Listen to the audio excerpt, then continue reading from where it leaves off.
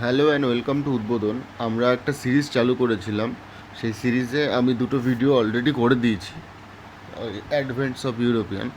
তো আজকে আমি হচ্ছে গিয়ে ডেনমার্ক সম্পর্কে, বা ডেনমার্করা কীভাবে ভারতে এসেছিলো এবং কতদিন ভারতে ছিল সেই এটার একটা ছোট্ট ভিডিও, মোটামুটি 2-3 মিনিটের ভিডিও হবে। তোমরা দেখো, এই ভিডিওটা দেখলে তোমাদের আশা করছি কিছু একটা মানে উপকার পেলেও পেতে পারো। দেখো, প্রথমে ডেনমার্ক বা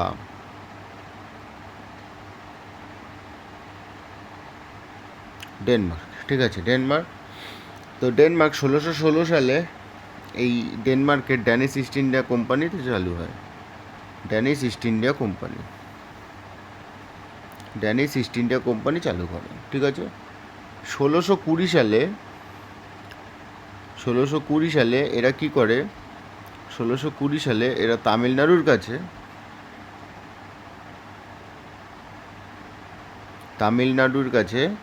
একটা জায়গা আছে, সেটা হচ্ছে ত্রিবাঙ্কুর।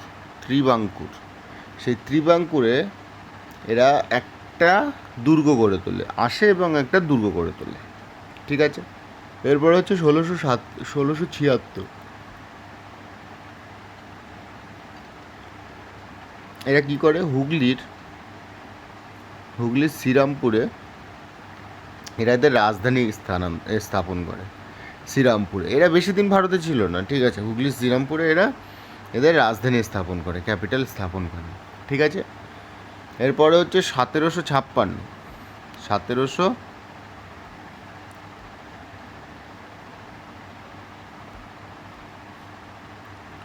1756 এরা কী করে, 1756 এরা আন্দামান নিকোবরের যে নিকোবর আছে, সেই নিকোবরে একটা ড্যানিশ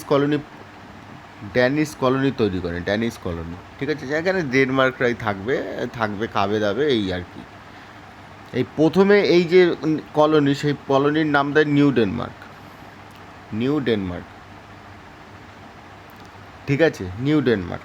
এবং সেই কলোনিটা 1756 সালে, ভালো করে বুঝবে, 1756তেই সেই কলোনি মানে থাকছে তারা আমাদের কলোনিতে, এই ডেনিশ কলোনি, সেই নিউ ডেনমার্ক বলে একটা কলোনি স্থাপন করেছে। সেই ডেনমার্কের নিউ কলোনিকেই তারা নাম দিয়েছে